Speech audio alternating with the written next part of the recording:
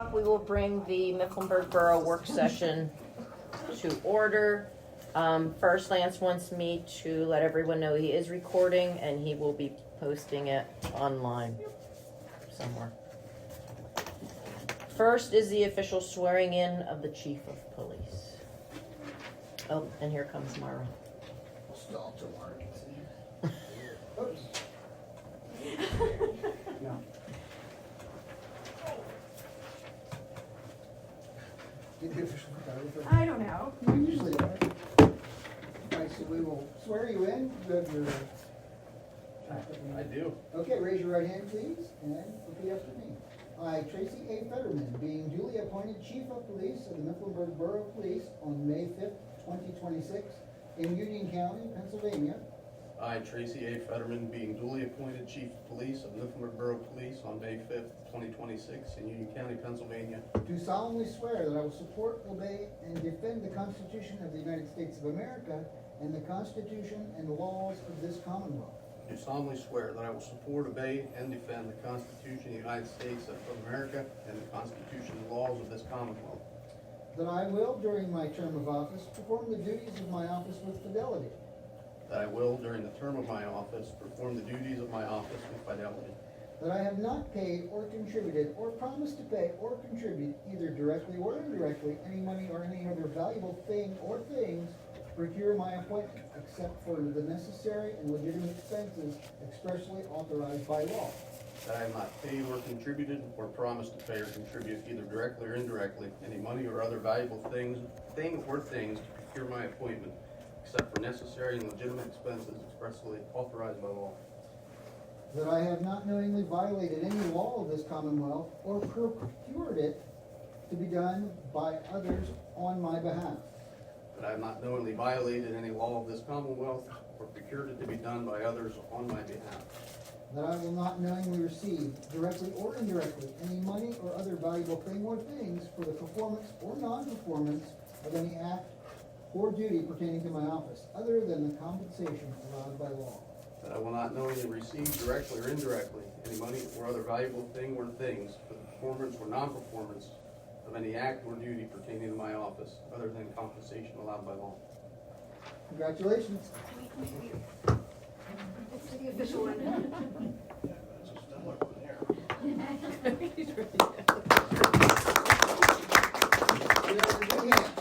I just have one other thing. My mom's probably going to notice this envelope. My grandfather, Max Gill, was chief of police in East Buffalo Township from 1963 to 1984. He passed away when I was young. And at some point, before he got sick and then couldn't return to work, he had taken an eagle brass into Wolf Jewelers in Lewisburg. And in 2019, Wolf Jewelers closed their door. And when they were going through stuff, they came across the eagle that he had taken in before he got sick to get soldered. So they called my mom and said, hey, you're never going to guess what we found like 40 years later, but your dad never picked this up. And the collar brass that is worn normally by the chief of police in this area, they either wear a star or an eagle or something like that. I have some, but I've refused to put them on until I could have my mom pin this on my collar for the first time. So.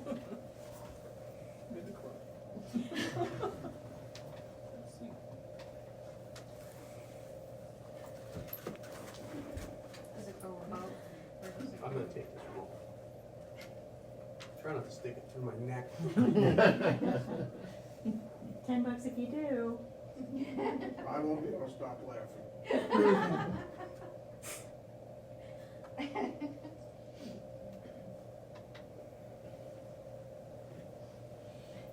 Look this way. Thank you.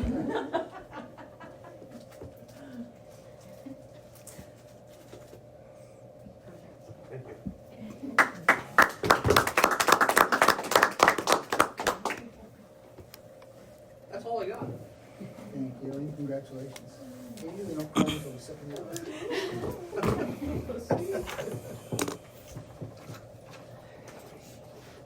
Now we just have our boring stuff. I'm going to step out for a few minutes. I'll be back. Yeah. You're welcome. Unless you guys wanna Next sit is there. visitors, meeting, and participants. Thank you. Right, Bonnie, where you drove? You're welcome to speak about whatever. You know, you're a visitor. When you get it out, you gotta take it. All right, agenda. Okay. First up, PENNVEST application. So one of the many things that DEP is reinforcing with us is that they would really like to see us move forward to fix our infrastructure. I feel like the only way we're gonna get a big project done is if we go forward with the PENNVEST application again, with the hope that maybe because we have the administrative order, maybe they'll look at us differently. And I do have a meeting scheduled with the new auditor to kind of talk through some things before I give him a final trial balance for 2025 to see if I can make some adjustments to show the electricity better and to show some of the other fixed assets and see what he will recommend. If I can do that and still get a clean opinion, working on the audit. So, just some information, I got on the PENNVEST website today, and there's an application cutoff date of July 29th of 2026 for the October 21st, 2026 board meeting. So, we could use the 2024 audit for that, which in and of itself, was closer to the funding model that PENNVEST has. But I wanted to talk through a couple of things with the new auditor and maybe the old auditor, if I can have if they would be willing, I'm sure there would be a cost, but if they would be willing to restate the 2024 financials with that electric differently, that might really help the funding model. Or if we don't do that, if they could at least send a letter that explains that the transfer from sewer to electric represents the electric expenses, kind of a thing. Look at it that way. The next application deadline would be October 28th of 2026, and that would be considered at the January 20th of 2027 meeting. If we go to that one, it will have to be the 2025 audit, I believe. I don't know how that's gonna go, we haven't even started that yet. So, kind of borderline there. So I'm interested in hearing your thoughts. Do we start to work on another application to PENNVEST and hope that because we're in an even worse spot, maybe they'll take a look into that, maybe there'll be some additional political support that might help our application. And if we do move forward, do we wanna move forward with this same scope project, or do we wanna downsize it a little bit? Or do you wanna just, wait it out and see what the 25 audit looks like? Just need some thoughts, before I can start to even put some things together. So I wanted to bring that up. I think that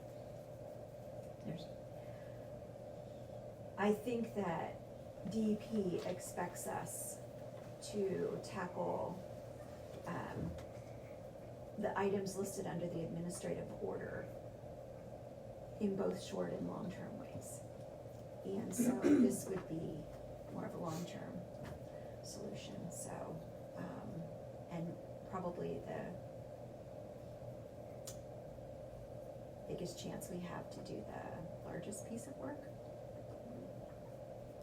So, My initial thought would be, yes, reapply.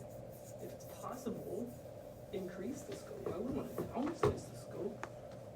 Increase it for various reasons. One, to show DEP, okay, we understand, we have this administrative order. We're going to even ask for a larger scope. I'm not sure how much we can handle in a given year. But we probably have multiple years to execute it anyway, right? So if it's possible to increase the scope and do what we can with both of those auditors to make our chances the most favorable that we'll get a better offer than we did last time. That's my initial. there's plenty of work to add to increase the scope, Yeah. always, but,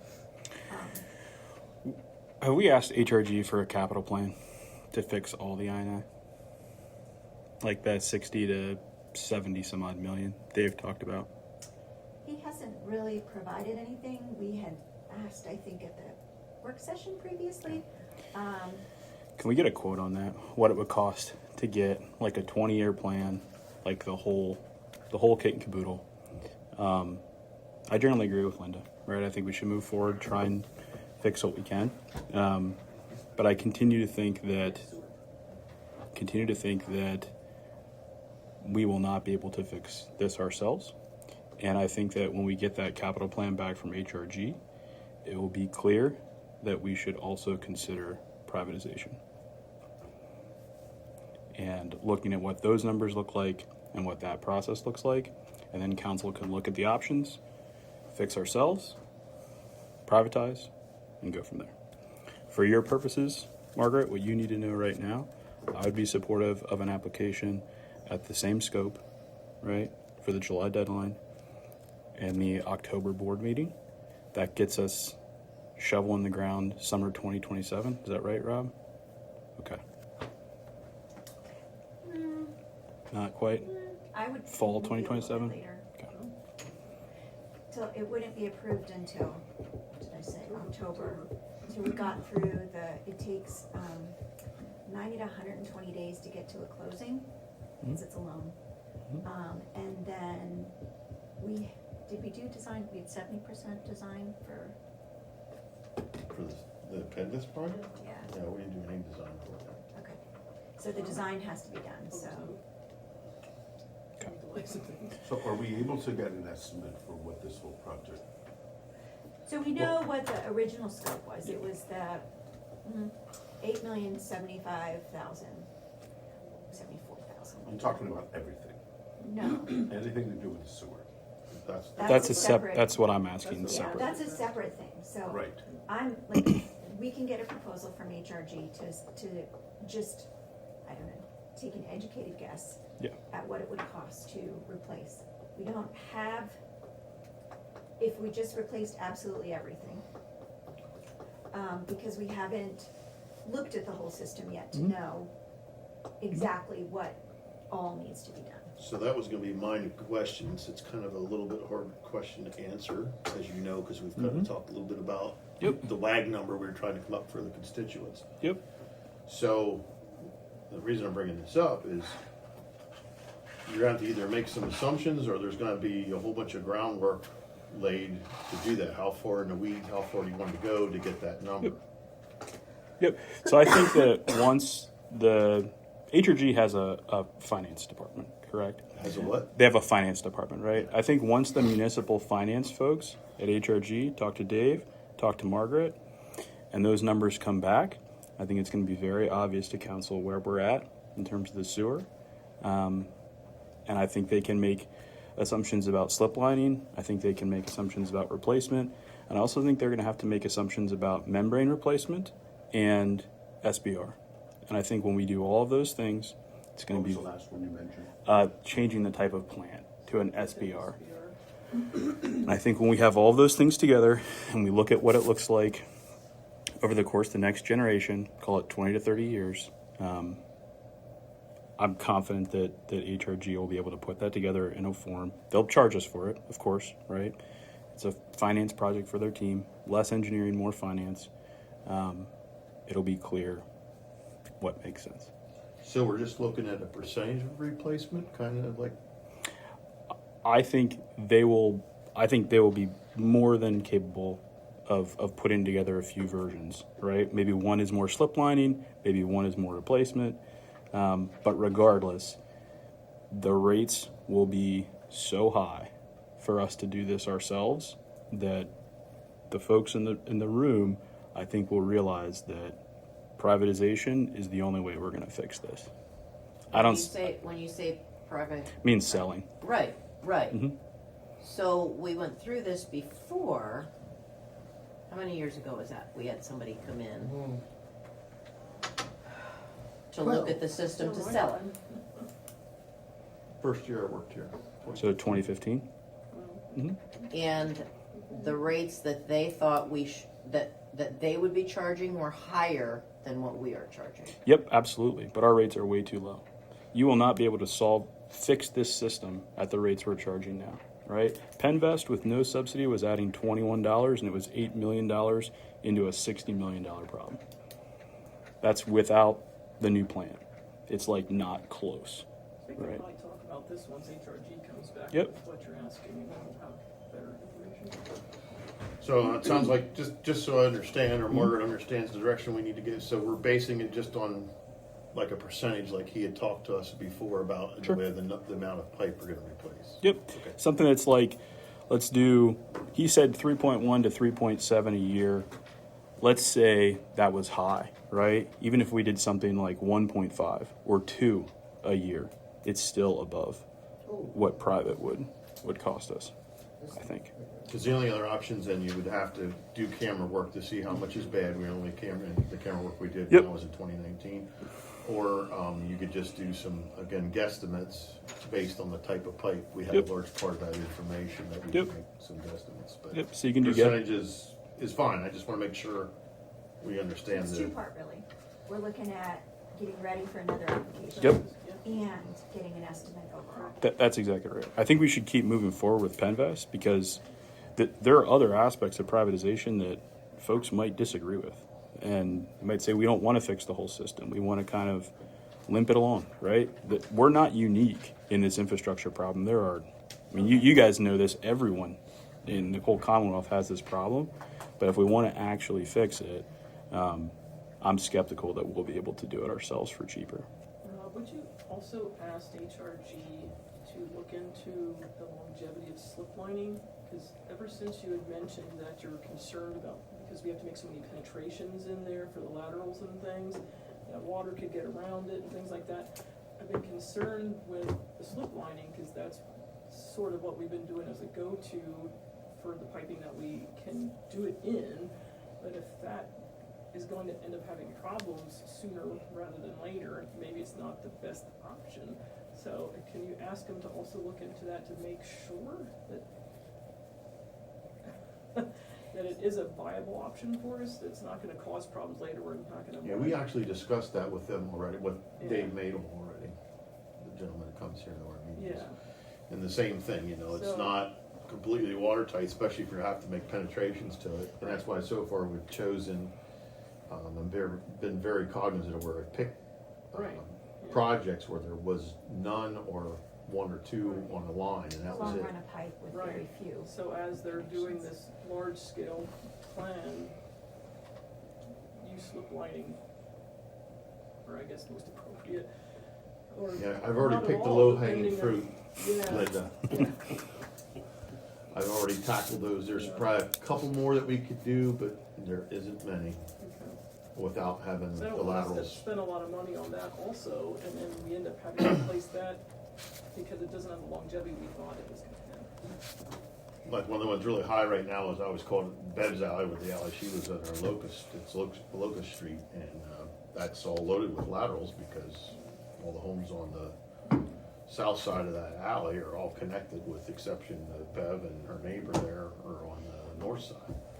But I don't know, there's a whole bunch of connections, so that's not a good candidate for slip line, and that one's in very poor condition. So probably most of what will come back from HRG will be replacement anyway, that's probably what you're saying. Okay, good, that makes me feel better. And is that a lot of money? Is that something that should go to a vote, or you just say, yeah, we'll do that? Well, we'll get a proposal and then they can decide if they wanna move forward. That's what Lance asked for. Yeah, I'm asking for a proposal for the financial plan. It will be $10,000+ I would think, to do the work. No, I didn't mean do the work, I mean to get them to give you the, No, you can still say no to a proposal. Yeah. So you're not really making a decision, we're just asking. You're asking how much is it gonna cost for them to do the proposal? yes. Correct. That's right. I'm asking for them to give me a quote on a long-term financial plan to actually fix the sewer. That's what I'm asking for. And then when the proposal comes back, if they don't agree with the pricing, everybody can vote Yep. their mind about it, Right. yea or nay. But putting that proposal together, they're doing that for free? Mhm. Oh, okay. Yeah. All right. Speaking of proposals, Did we get one from, HRG for Chestnut Main Street Waterline? I'm sorry. I don't remember. He's supposed to provide us one for the, maybe, I can't remember. Okay, the so one. you'll have one of those. When we get it, we'll send it out. How's that? That was, design only for that, and then construction would be in 2027. Can I ask a question?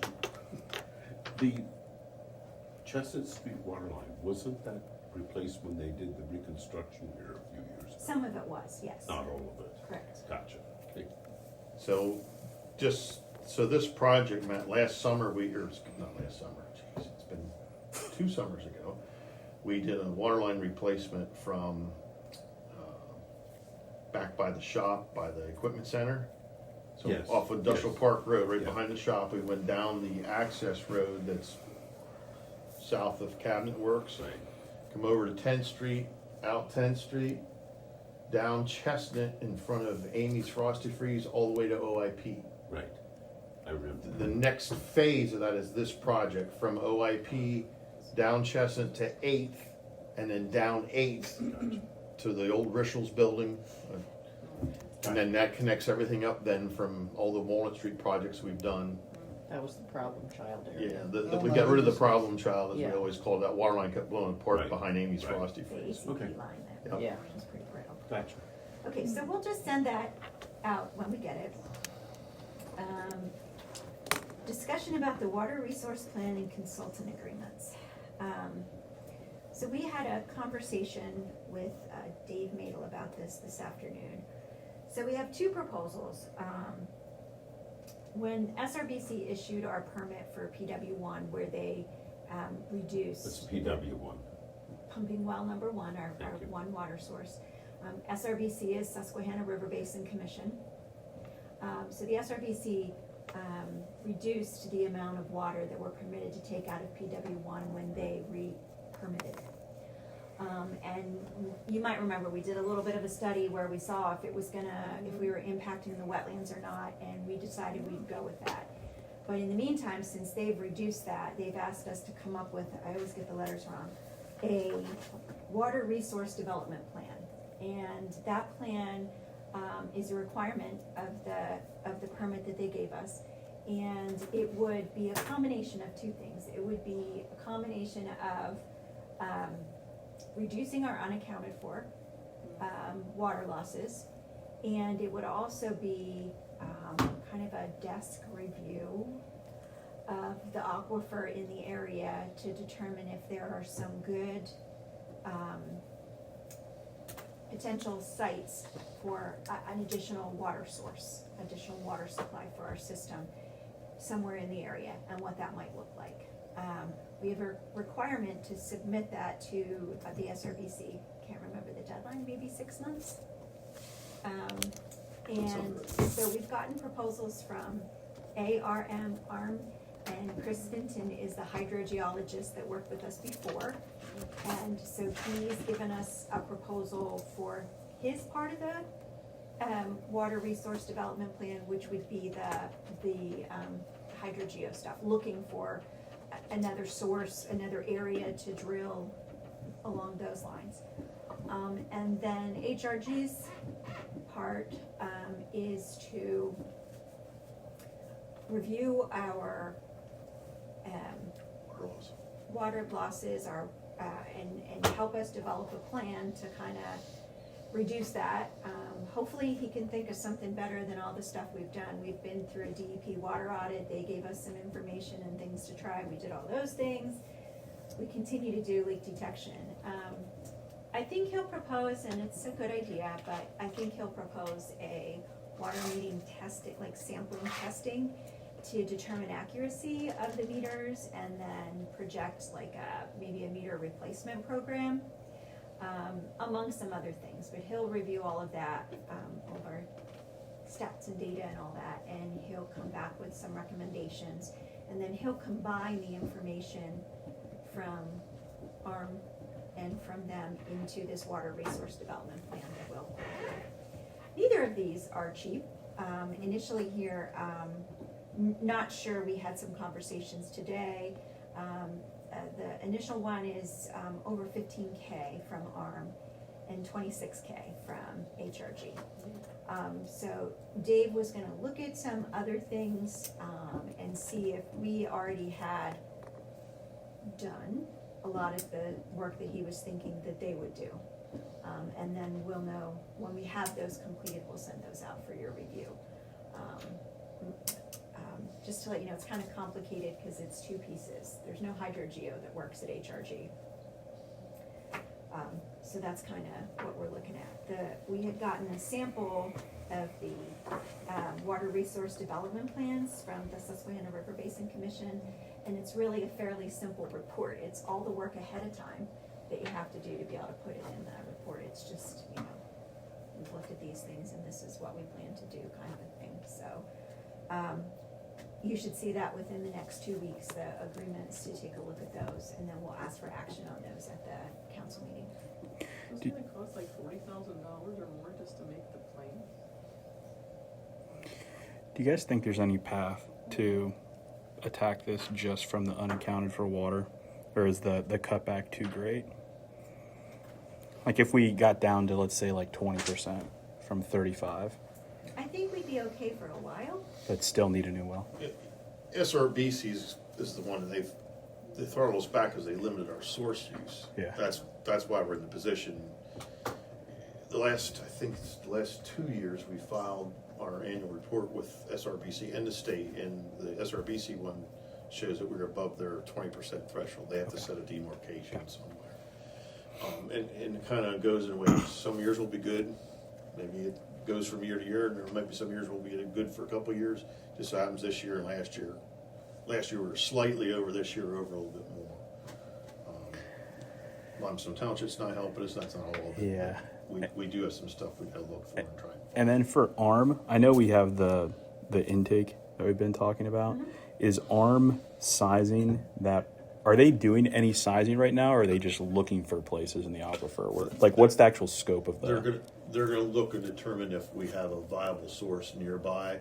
One of the things we just discussed with them is how much borough-owned property we have. Yeah. Because they may be able to find something on our property, otherwise you gotta buy property You're gonna buy a or piece on the ground. lease, or then you're in that whole negotiation thing, and if you can't negotiate, then you're eminent domain, and if it's not in the borough, then you can't take eminent domain. There's all kinds of things that come into play. Okay. And it's logical as well. You need to be able to, like when you're looking for a source, you don't want to just go, oh, well, way out over here. Yeah. Because it needs to be reasonable to get it to the Yep. system Plan. and the filtration plant, so. Yeah, so part of that conversation, nothing with the intake, as far as that source itself was really discussed, other than we told them we had a large chunk of borough property out there. Okay.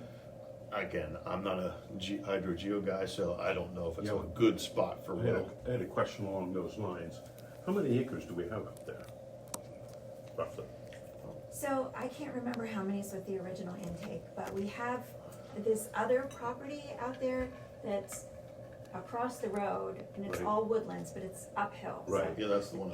Yeah, it's there, and that's around 10 acres is what I wanna say, knee-jerk Okay. reaction without looking, about. So, have they ever searched to see if there's an aquifer under the grounds on the north side of the? No, that's what the conversation I was referring to that we had with the hydrogeo. He was asking what properties, and I mentioned that Okay, one, so so that he is hasn't one- even begun to look now. That is one they're gonna look at. Yes, they will Okay. evaluate that. That's what I said, I don't know if it's a viable source or not. Right. 'Cause then they we could drill pipe it. there, we already have, But Yeah, the yeah. pipe's not in the best of shape, we know it needs I to be know. replaced, so that's the other, right, okay, just curious, thanks. so there's a couple options, Yeah, obviously, with there's that. other land in the borough as well, that we have that's really completely used. There's or in use. 2 parcels up in my neighborhood that we own that are, I think one of those is actually pretty big too. Yeah, so we own the one,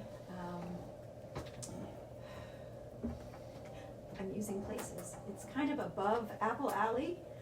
Just trying say above not to Emil use- Stanger's, how's that? But I was trying not Yeah. to use names. Behind Walt Catherman's, near Judy Muchler's, there's a parcel there that parcel was purchased way back when because it is at the same elevation as the reservoir tanks. So if we needed additional storage, it was at this, so that we could still be able to operate gravity fed rather than having to pump everywhere. So that's there, and then there's another parcel that's just along Stony Acres Road. That's above Judy Muchler's, that's her own property. I predict that's where they'll find something, because there's a strange little pond out behind Linus Martin's place. You go past the greenhouse and on back through, on the top of this hill, there's a pond. Makes no sense, but it's, Interesting. yeah. So anyway, any questions about the water resource plan and, Let's use the water we discharge out of the sewer plant. We just dump it. That way You dump it first. into the creek. you first. It has to go through the water plant. Free water. I will answer the question now about the Chestnut Street water, that was on the agenda for we had it for the April meeting, and you didn't put it on the agenda, or took it off the agenda. Oh, okay. So yes, we did have it, Okay, Oh, yeah. and we do have it, okay. and it's $49,000, I looked it up from my Okay. email. So we do have that proposal for the Chestnut Street water line. It was on your agenda for the April meeting, but Margaret took it off because we didn't have the whole project budgeted for, she thought we did. So, it's here, we do have it. Okay. So discussion Walnut Street project bids and funding. So you asked me to find money. And so I did send you an email, where I outlined, the total project, budget, and the total project bid for both.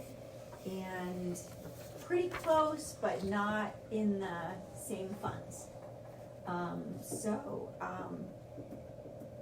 Anyway, I don't recommend necessarily, I know, this will be a good example. I know we talked about, the Cherry Alley sewer came in a little bit lower than we thought.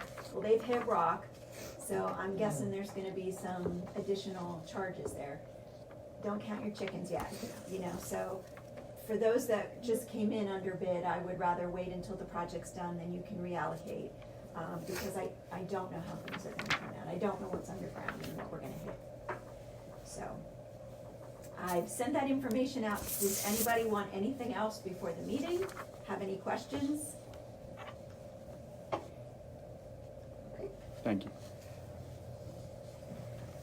Okay, 2026 CDBG grant application. 30 acres, by the way, Matt. The intake and the, Across the road.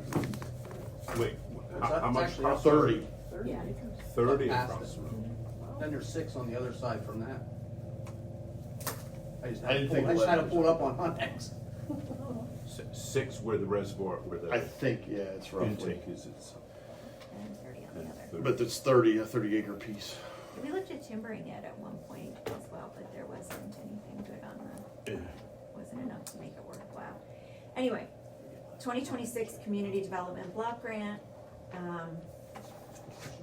The application deadline is June 1st for project summaries. Any thoughts on projects? I know everyone would like to say, let's do sewer.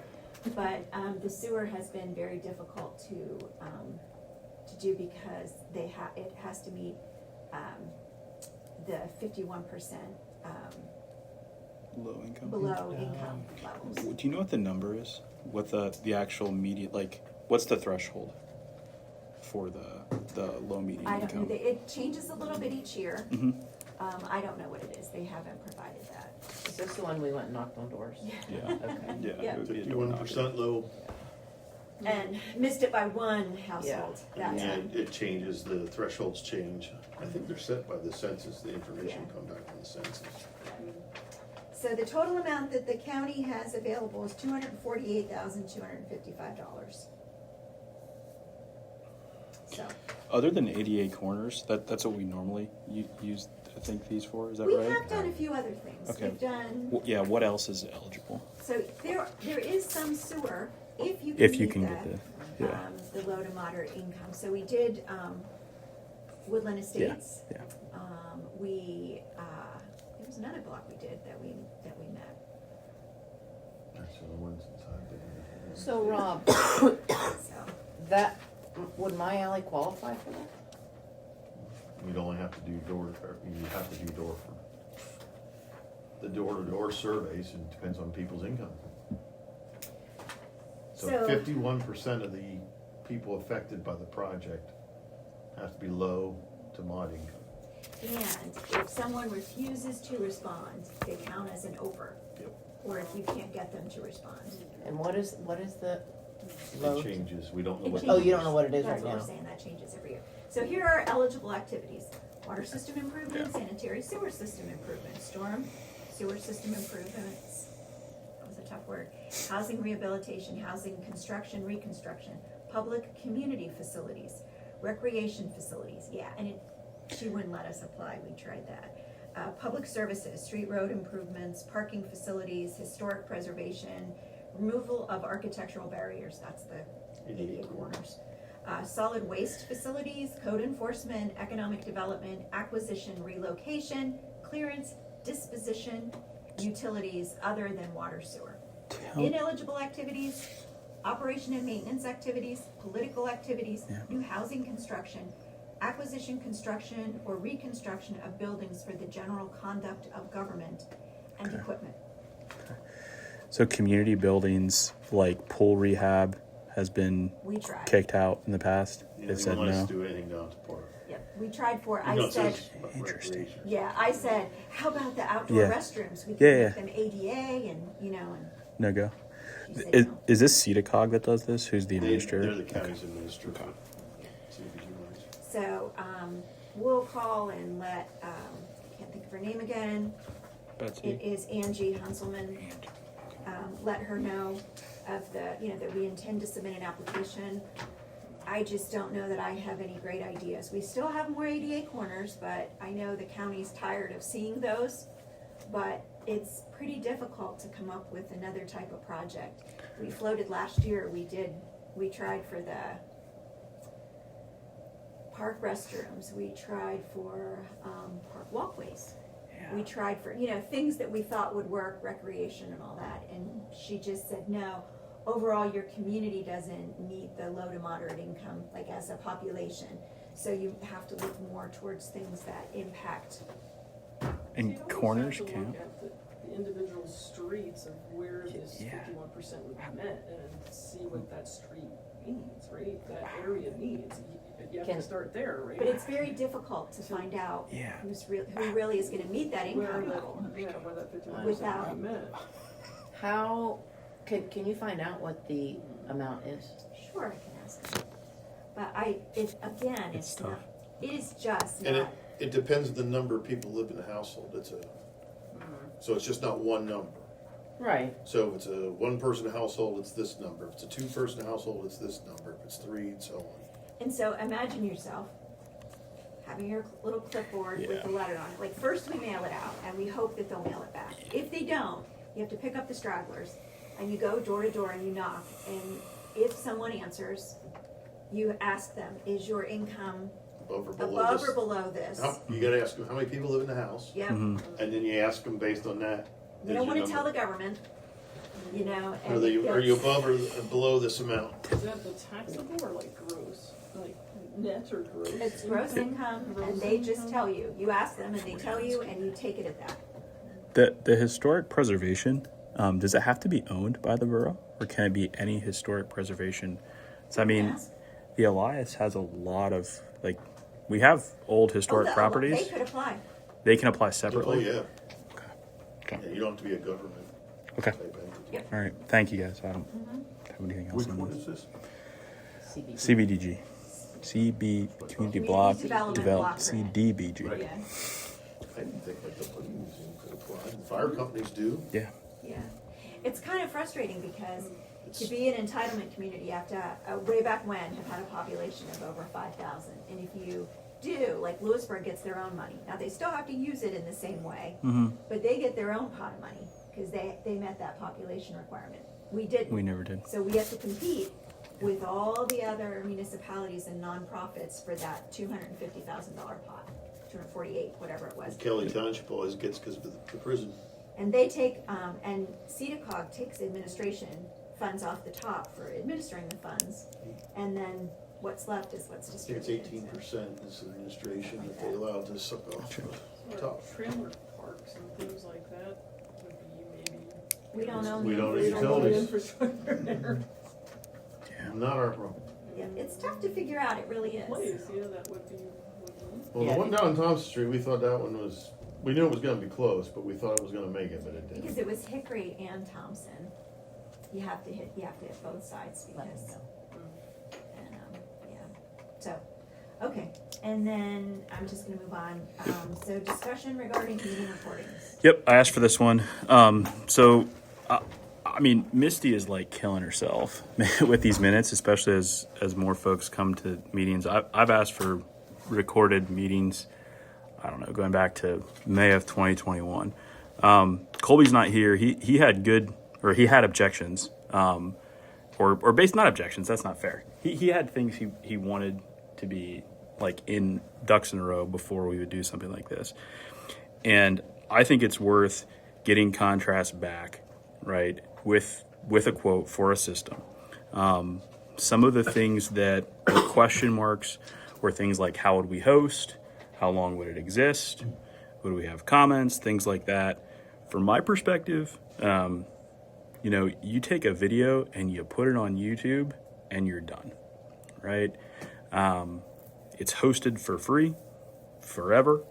The comments are there, and that's just a function of being in government. I don't think it will cost that much. We must have good audio already, because Misty is able to work from the audio to do the minutes, and the minutes are like, I do not know how she does it, how she transforms dialogue and direct quote into third person. It's amazing. So that's more or less where I'm at on this. I told Bev today, I'm going to start sharing my recordings. They're not very good quality-wise, but I continue to plan to talk about contentious things, whether it's privatization with sewer or electricity rates or some of these other things. And as there will be conflict and potentially more conflict, people are going to want to know what actually happened. And a recording is the only way to provide them with that. It's one of the ways. What are the other ways? Oh, actually coming? That's true. People could actually come. We have an That's audio true. recording now. Doesn't have to be big.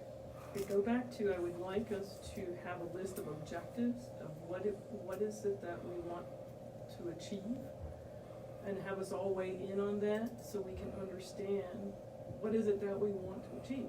And then we can look at the various systems to make sure we're achieving those things. So I would really like to start there. If we don't need a video recording, is the audio recording sufficient? Because all our voices are there, the information is there. I would be. I would just like the objectives laid out first, so that way we know what's important to folks and what we're trying to achieve. Because then we can get the right system that's gonna match as many as we can to that system, whatever it is. I'm all about objectives. What is your plan on sharing what you record? I'm going to put it in a Google Drive that's open to the public, and then I'm going to post it on Facebook. That's my current plan. It might come up with other ways after that. I'm hopeful that the government creates a official recording. Dave's solution was just do it, so that's what I'm going to do. And yeah, I mean objectives, right? Provide a full available recording. I think audio is better than nothing. I think video and audio is better than that. The challenge. Is the objective just to inform the public, or is it so that it can be documented, so that Missy isn't recording so much? Is Missy still recording regardless of what we're putting on I the think video? Misty can do significantly So, less if yeah, there is so- a full recording. So So we need to understand all these pieces, so we can delete these recordings at any point in time. So when we did recordings during COVID, that's all I can compare it to. We did the recordings and, then we did the written minutes just like always. The recordings were posted the next day. Well, they were posted, they were available until the next council meeting Right, when the written minutes were adopted because they're always the official minutes. right. And then, after a few months, the recording was taken down because of the bandwidth of the website. Like it just didn't have the capability to do that. And we've always been told that recording or not, the written minutes are the official documents. So And is, at the end of the day, that's where, and is part of the objective so that if there was an issue that someone wanted to see how the discussion went, is it gonna be paired up with some kind of agenda so they know which date to look for? And then how would somebody know which video recording they wanted to listen to see the information that they're trying to get? Is that going to be, I mean, those are all the kind of the objectives I would think that we wanna think about before we go into, so we know what we're looking for if someone comes in and says, this is what my system offers. Well, then we can kind of mentally check off, is it going to meet all of these different things that we want to do with it? So, Because Misty's still doing it. yeah, there still has to be written minutes no matter what. Margaret, were you guys able to see how many people actually accessed those recordings during COVID? Or is that not something? We could, we had one contentious meeting and it broke our internet, it broke our website, we had to wait for the tech person to fix it, it just had too many views. But for the most part, it wasn't, it wasn't, but I don't even know, Rob, you kept track of that, I think, didn't you? No? I think the only thing it kept track of is how many times somebody viewed it, or how many times Yeah. an individual viewed a video. So you could get on and look at it, but if you waited 2 more days and you wanted to look at it again, I think it counted you That's right. every Yeah, I was time. gonna say, it might just count the views. And it probably doesn't tell you if Same you watched person. it in its entirety or what you did. Correct, it's just when you access the file, you're clicking access. I only heard from one person that watched them and she said it's purely for entertainment purposes. Wow, that's kind of sad. All right. So, I guess you'll direct us at the council meeting. If you, like, someone will make a motion, if you want us to get pricing, that's how that'll look. Or if you wanna take on an objective or a policy procedure first, I don't know. I think it seems like, is it fair to say I'm the only one that thinks this is a problem? There are a few of those things. I don't want to push on them if that's the case, especially not this I one. see your concern, and I just want to make sure we're going about it comprehensively and not just looking at one solution only. Like, this recording is gonna solve all these problems. Well, I don't even know what all the objectives are, so. I guess maybe if we just all collectively send some objectives to Lance, he can delineate those and then we can, someone's gotta just kind of pull all those objectives together, what we're looking for in the system. Well, it's come up before many times, we voted on it, how many times? No, I think it's worth another look. If we come up with I different personally would really just like to see folks come. solutions. Well, if But they ain't going to. Well, I know, And if they but, It's 2026, it ain't gonna happen. I know, but, I know how, I agree with you, that would be Yes. ideal if people would do their civic duty and show up when they have to, instead of being reactionary after the fact and showing up and raising Cain. But I agree with Linda, I think it's worth taking a look at what would be the benefits if we could enumerate, if we could list those, and then look at it again. I'm not familiar enough, Lance, so you'd be more versed at this than me. So can you comment on Google if you're on? Yep. Oh, but this that I'm going to put on Google Drive or on like YouTube? YouTube. I'm sorry, YouTube. you did say YouTube. YouTube, you get 100% comment. You I mean, can 100% comment? Absolutely, dumpster fire of the internet. So that's Yep. the concern, and I don't have a vote, but that's because you're just have people just Yep. That's part Piling of on. the goal. I mean, What The option- goal is to get people to pile on. yeah, the goal is to get people involved, right? Like the extent that you sign up to be a public official and sign up to be criticized, yeah, the part of the goal is to be criticized for the decisions that we make or we don't make. Well, right, So, but yeah. most of the people that are criticizing don't even live in the borough. I was gonna say, that's kind of something that you would have to be able to maybe figure out too, because you don't represent the people that don't live in the borough that might be saying that was a bad decision. It's okay. I'm okay being criticized by any of those folks. One of the, I didn't like the fact when you guys, gave us management raises and, there was like 5 people piled on and bitched and complained that we didn't deserve raises Where was that? this year. No, where did those It comments? was on Facebook. I apologize for that. Dave. one of the things, let me say this, if we're looking for if one of our goals is to be able to find a specific piece of information or topic that was discussed, we're gonna need to know which meeting that occurred in order for them to look at that meeting. Unless your goal is not to go back in time to say, oh, we talked about this subject matter, this PENNVEST thing, so we wanna look at every video where we talk about PENNVEST. We wouldn't know that unless it's accompanied by something that tells us we talked about PENNVEST in this and this and this and this meeting. So, I just need to understand what we're trying to get out of it. One idea I had that's not recording, and I know Margaret doesn't really like this idea, but if you had more like PowerPoint slides that discuss the items that are on the agenda. It doesn't have to have every verbatim word thing in there, but then you publish those PowerPoints, and then you can do a word search for a whole file.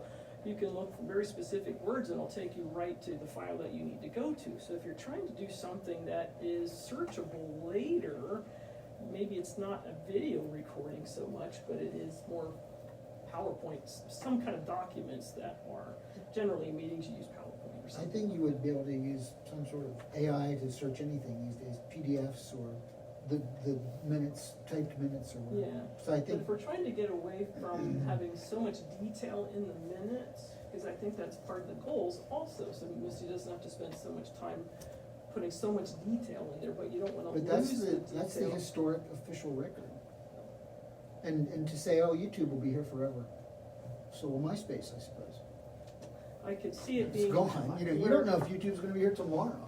I could see something of a mix of meeting minutes plus the PowerPoint slides that together compose what the meeting was about.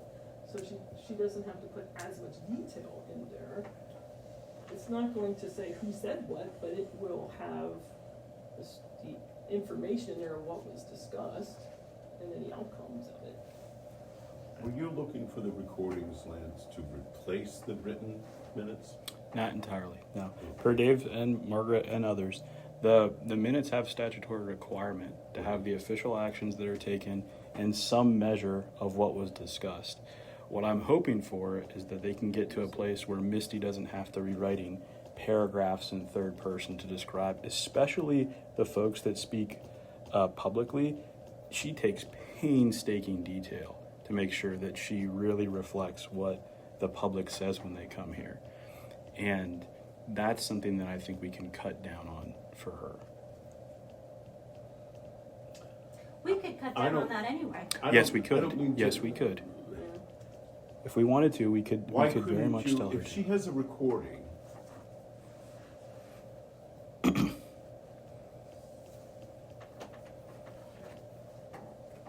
I mean, I can record into my laptop. Mm-hmm. I can speak into my laptop and the words show up in writing. You know, Why couldn't we do that with what goes on here? Just have it connected into a laptop, and then it would save her time. I mean, she would still have to edit Yes. and go in and clean things up. But it would save her a lot of time to have to listen to it recording, digital recording, and then type that all up Whereas if we just have a mic connected there or connected around, however, it could just go into and automatically dictate into a laptop. You can do that now with the recording that we have. Just Vista doesn't do it that way. When you look at the folks. It would save her a lot of time. No, you can, it goes on the computer now. Yeah. There's a computer in that cabinet. When Margaret hits the record button, when we start a regular meeting, Right. it records everything to an SD drive, to an SD card. And she takes that over and puts it to her computer, and then she puts headphones on, she just sits there and listens and retypes it. But you could put that in a computer and have dictation software and say, dictate Yeah. everything that's on this drive, and it's Yeah. just gonna dump it. Yeah. To me, You can use that AI to do that. seems like an easy answer, and then just edit it, you know, as you need for syntax or whatever. I don't have an objection to recording. I do have an objection to allowing people to comment online. I don't think that's productive, and I don't think, It just gets it's just my opinion, I don't think it invites, well, I'll just say it.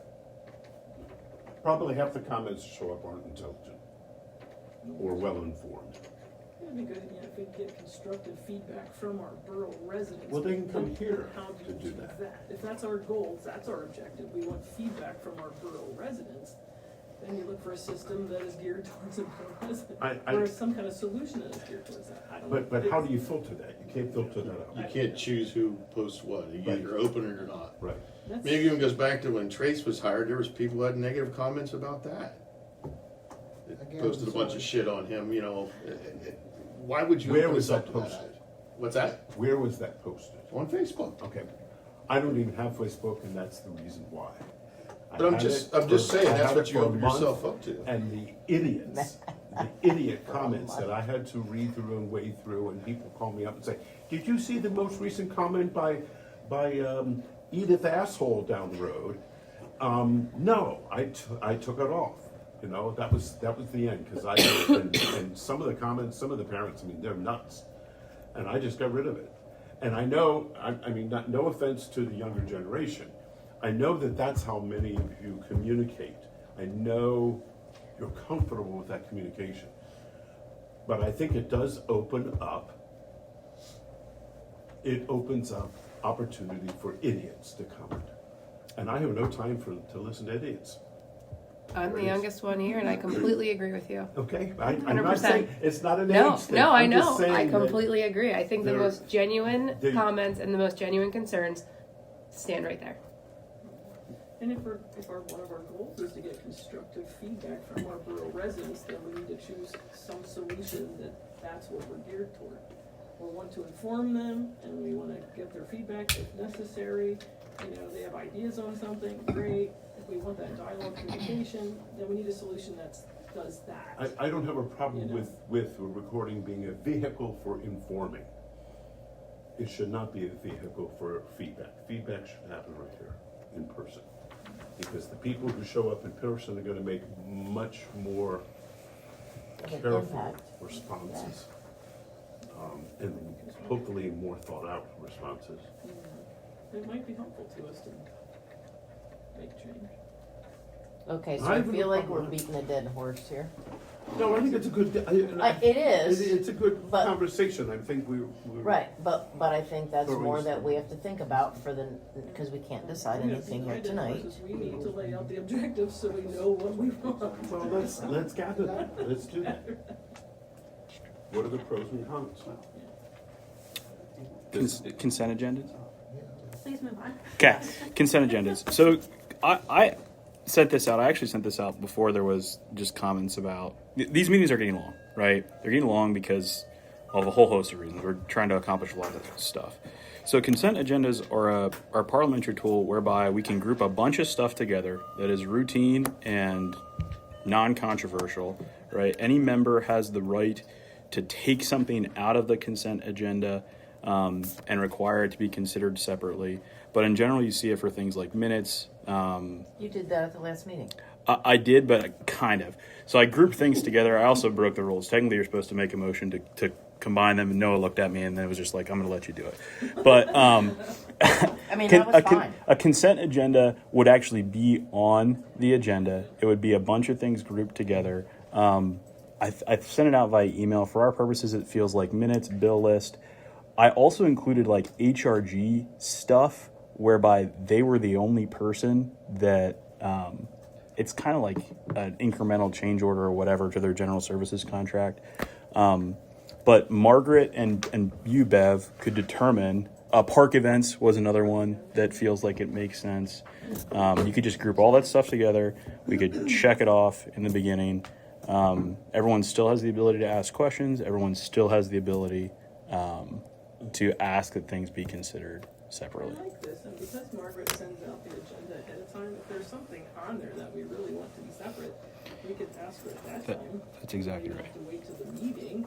Well, I really want to ask about a certain thing, can you separate that out of the consent agenda? So the funny thing is, I kinda like the idea too.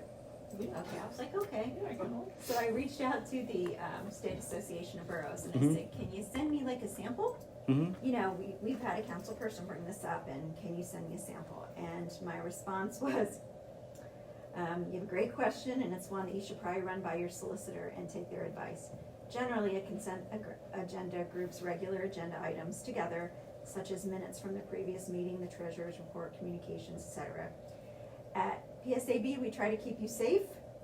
Since the Sunshine Act requires us to list all items on the meeting agenda that will be discussed and or voted on, then we think each of these items should be listed separately so the citizens have full transparency.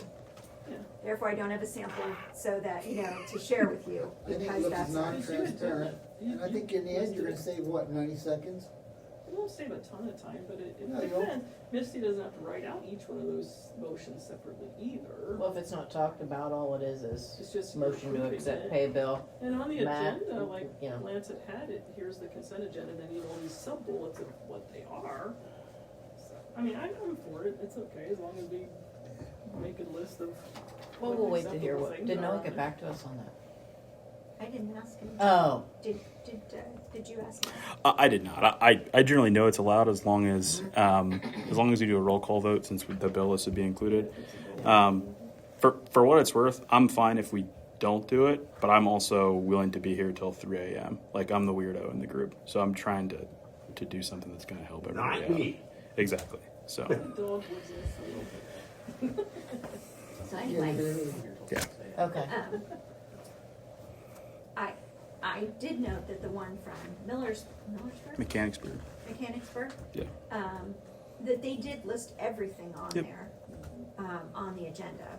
And then the regular agenda part I thought looked, that's what I thought was hinky. There was a second. There was a second page. That's why I was confused. Okay, Yeah. cause I was like, man, that looks hinky. Talk about transparency, that's not it. Yeah, there was a second page. Alright, mind if I Noah? And we'll go from there. Solar reconciliation, Linda. That is me. So we had someone come and ask about changing the solar reconciliation period, and truthfully, before that had happened, I never even heard of solar reconciliation, so. And it seemed like the industry's two choices were to, at the end of that reconciliation period, if the person has, had excess credits, either just to cancel them out, give them no compensation whatsoever, or to buy them out at some kind of like fair market value or the other price to compare. That seemed to have been the only two options that were really given to us, and I thought neither one of those seemed very good. And right now we only have one solar customer, so it's not a big issue, but I thought if we can improve upon this ordinance and resolution, then we can at least look at it. So I came up with some different alternatives that I think is a little bit better, I think is a little more ethical. If someone is given excess, and we're gaining from the excess, we're gaining energy from them if they produce excess, is that right? Theoretically. Yeah, so I'm thinking if we're actually getting something from them, then we should probably give them something. I don't think we could afford fair market value if we had a whole bunch of these customers. I don't know that we want to set that kind of precedent, but maybe we could give them a certain dollar amount of a limit if they have a certain excess convert it to fair market value or price to compare, and have it give them up to a certain amount, like $250 a year or something, if they've produced that much. Or we could convert it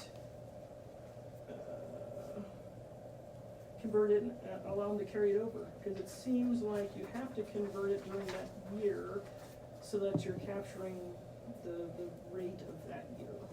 So you have to reconcile within that reconciliation period. So convert it to some dollar amount and allow them to carry over some credit to the next year, like carry over $300 to the next year. But don't let them carry $300 every year, they'd be having a whole bunch of credit. So they'll cap that out like at $500 or something like that. I thought, well, that's a half decent option. We'd still be giving them something for their excess if they're producing it. And I don't even know if the last one I came up with is even possible, but instead of converting it to dollars, just let them carry over some kilowatts. If they produced some, let them carry over some kilowatts. We wouldn't have to buy them out at all. The other two options, the first one was to convert it and then just cap it at something, so we would be buying them out with a certain cap. So we'd be buying them out every year at a certain cap if they're producing excess. And that next one would be converting and allowing them to carry over some credit. So, and if we had a limit of like $500 of credit that they could carry at any one given time, and then they move away or cancel their utilities, we'd buy them out of that $500 credit. So that would be a one-time buyout of like $500. And carrying over like kilowatt hours, that would be option 3, we wouldn't buy them out at all. We just let them carry over a certain amount of kilowatt hours. So I wanted to see if council had any appetite to look at a different option versus the one we have now, just zeroing out and giving them nothing. Is there a way to tell, like, well, if we have one customer, is there a way to tell if, how much extra they have and are putting back into our system? Oh yeah, we do a reconciliation for that. Okay. We have a net meter, and we, Okay.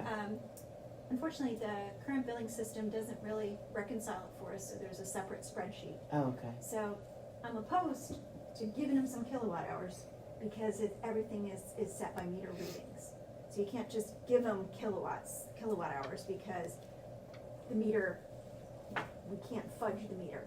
It is what it is, right? So I'm opposed to that one, just on the practice that we bill by what goes through the meter. Yeah, it's not really possible. Right. So for our one customer, the first year he did it, so there's an application process, and on the application, it says that this is the reconciliation period, and there's no takebacks. Just being funny with the terms, but you know that we're not gonna do anything with the excess, which is to encourage them to build a system that is sufficient for them. You know, when the reconciliation period, and they have an electrical engineer at the solar place that has all of this information and is reviewing it to size the system for them and to install it. Okay, what I might look at is some battery storage or something like that as a way to, you know, other than just having these credits, and they can use it differently, but, because it should be changed for battery storage anyway. But anyway, so when council looked at this the years ago that they did this, we have a full requirements contract, so we don't need their electricity, and we don't want to be stuck buying it back. Because we've bought a contract to supply for everyone, and if they're not buying, and they're not buying, and they're not buying, then all of you are paying the difference that's left. So that's why it was developed the way it was developed. If you want to change that, you certainly can, but I think you need to look bigger picture, because you might remember that we had 2 entities come in and talk about some bigger installations for solar, and that's when it could be very detrimental. Right, that's why that's why I think you would put a cap on it. You'd give them, if they're producing some excess, we can give them something for that excess, but make it limit like to $300 or something, so that they're getting something, but they're not getting a full gamut of whatever it is their excess. So I'll share where I'm at on this. I'm like even farther. right? So I'm generally of the view that I think we should try to run our electricity company as close to an investor-owned utility as possible. That's very, very hard, very hard. So what that means is I would say we should pay them for their excess in the same way that investor-owned utilities do. We can talk to Norm about what like price to compare even means for us.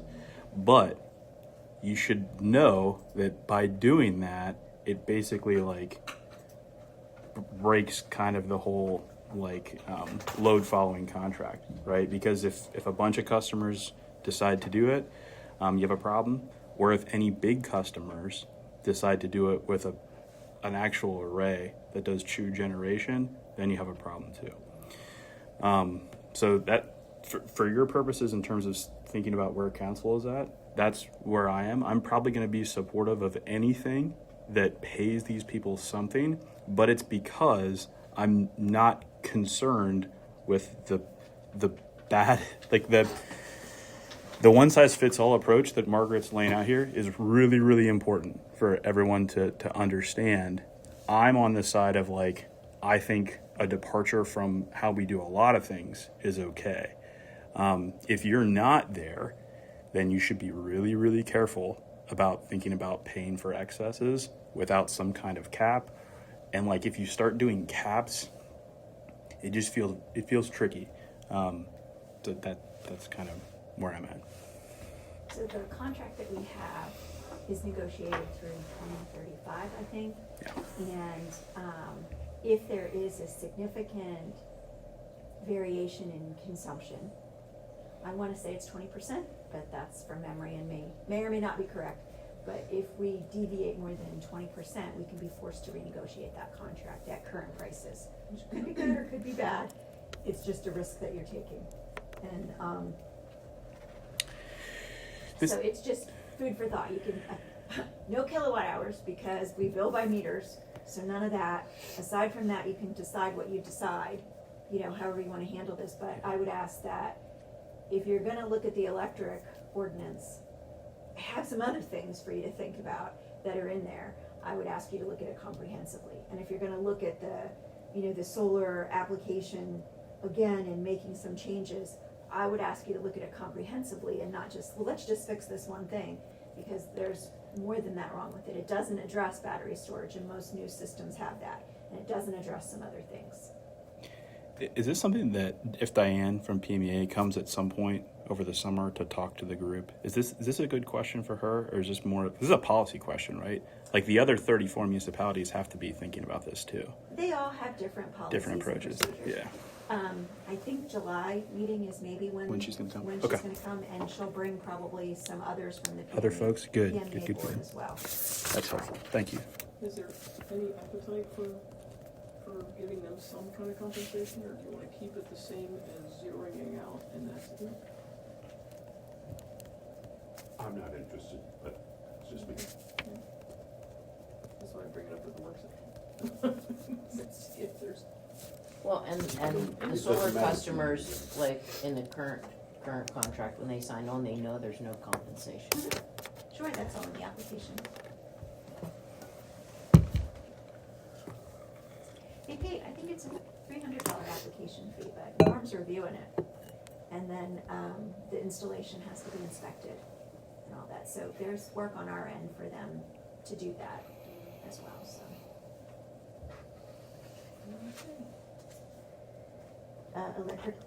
Discussion regarding electricity rates, that's Dr. Lance. Yes, so I asked for this. So in March, right, we had 6.0 to advertise the half-cent cut, come back in April, and it doesn't get a second. My question on this is twofold, I guess. One is like what happened, and the other piece is, if we disagree about this stuff, can we disagree before we pay to advertise it and pay to have the solicitor cut through it? So that's an open question to anyone. Linda, I know you and I already talked a little bit, so if you want to share, that's great. But everyone else, I truly don't understand what happened. I do know that in the past, we don't normally have a motion that we vote on right away. We take time to think about it before we ask Noah to draft anything. And this one got a motion and second, and we asked Noah, and it seemed like a kind of a knee-jerk reaction. And then I know for myself, I was like, I don't think it's a good idea. And But Noah has been drafting the, oftentimes we wait until we really know what we want, and then we have Noah draft when we know there's gonna be an approval. Yeah, I think that was premature. I think it was a premature motion and a vote on our count, on our part. I don't know. I'm inclined to think that, and I was just as guilty for not providing a second, but I was overwhelmed by the information that night. So I was on overload. Looking back at it, I think it was a response that we needed to make to help the folks with the heavy expenses of a rough winter, of a rough 2 months. Pardon? Yeah, rough month. so you want us to give them a break because it was cold? I mean, the usage is there, like, some of the folks that are saying, well, my bill was whatever. Did you look at your usage? Well, no, I didn't look at my usage. My bill was higher than last month, but your usage was up. That's true, but we raised the rates, By a half of a cent. but do we not have a surplus? Do we not have a capital reserve somewhere? Do we Yeah. need to do that? For projects, yes. We do that to maintain our budget, And to maintain the to maintain system. our budget of all I'm of just it asking. for the That's year. all I'm doing, I'm just Yeah. asking. And the next Does month, that make financial sense? and then by the time the next month came around, because it wasn't as cold, the bills were more in line with what was typical. And if we had waited like we normally do for, before making a decision and giving Noah the go-ahead to draft an ordinance, we would have had that one other month of data to see, oh, okay, things are back kind of to normal, with that still having a half-cent raise on there that we need for our own, that I think we need for our own borough's functionality for the year. Do you know where the budget ended up with the half cent? Right, we were at 18,000 to the bad, and then we took a half cent. That was 164K. But I know that the sales tax was messed up too. I So think we ended up, I'm sorry, you did Okay. ask that. and I didn't. that's okay. So I would ask this then. The electricity capital reserve, what is the right amount? Right? That's a question for Bev or anyone who's been doing this before. I don't really want to put Margaret on the spot because Margaret's not a policymaker here. But like, what is the right amount for that reserve? Well, it depends what we're saving for.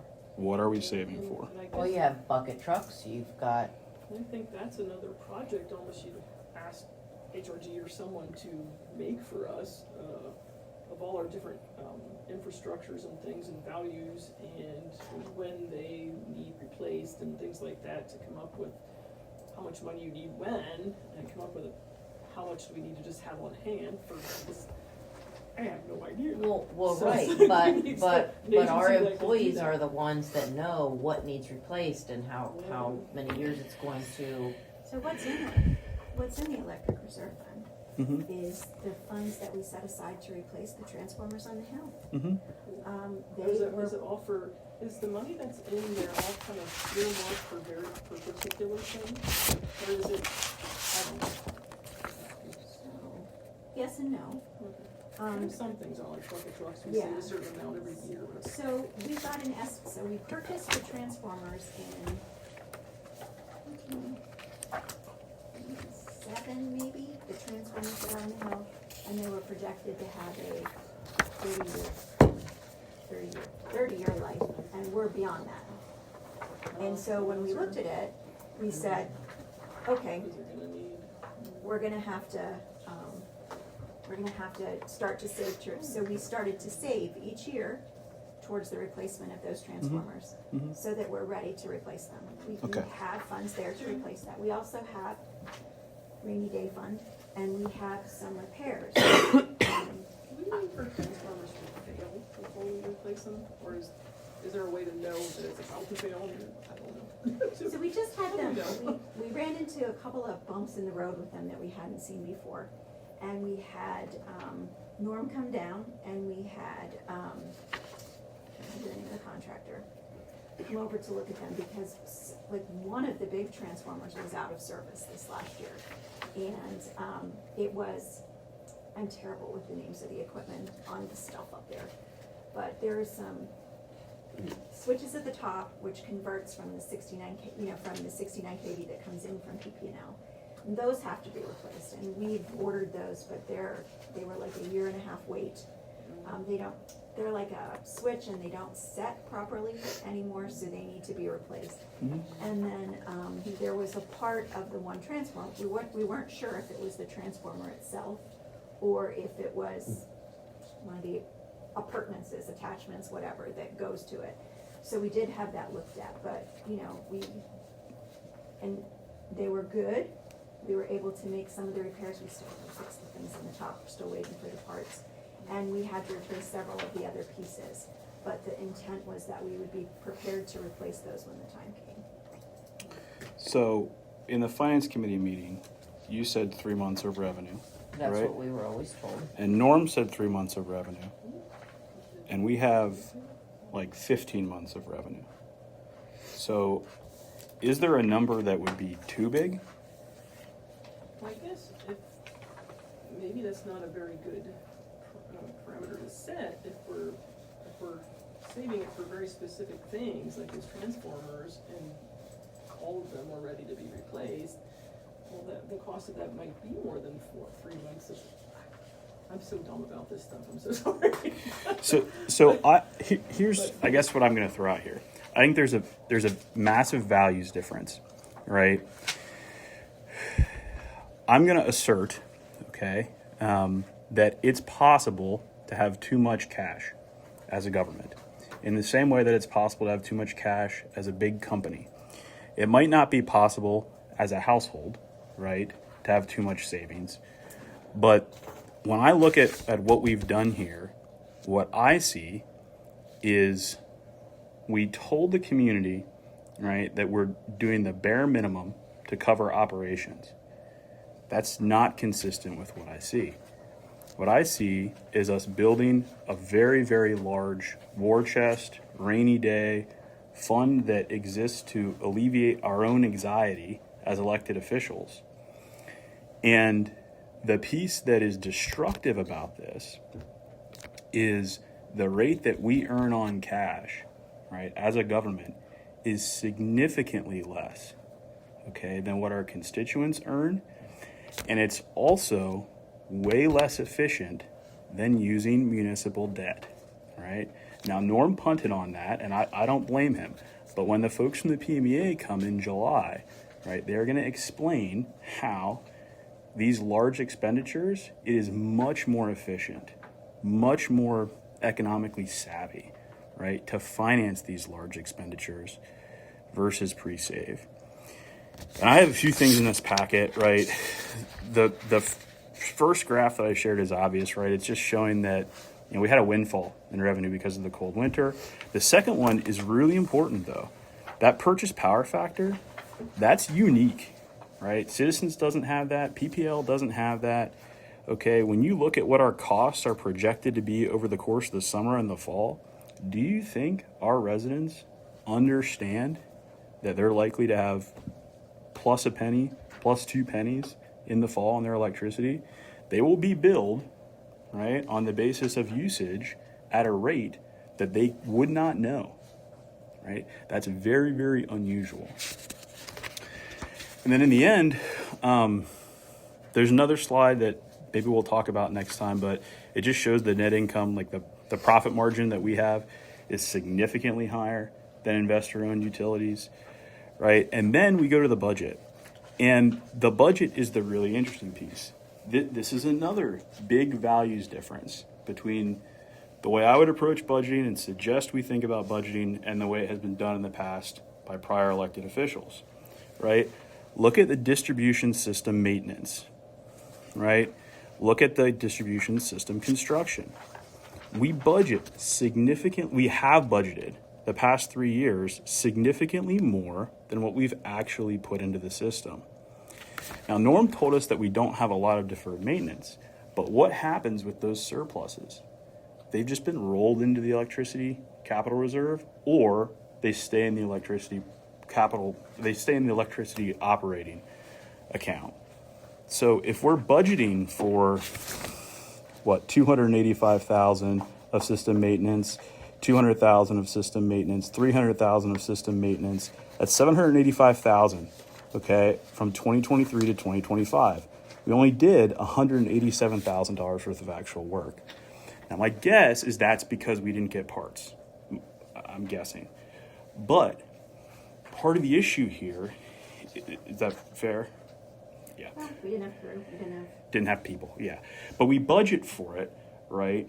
And then if council isn't looking at the audits, right, to see where the actual diffs come through, budget to actual, okay, you're budgeting for stuff and then you're not actually spending that money. You're not actually investing that money, and just gets rolled over and rolled over and rolled over.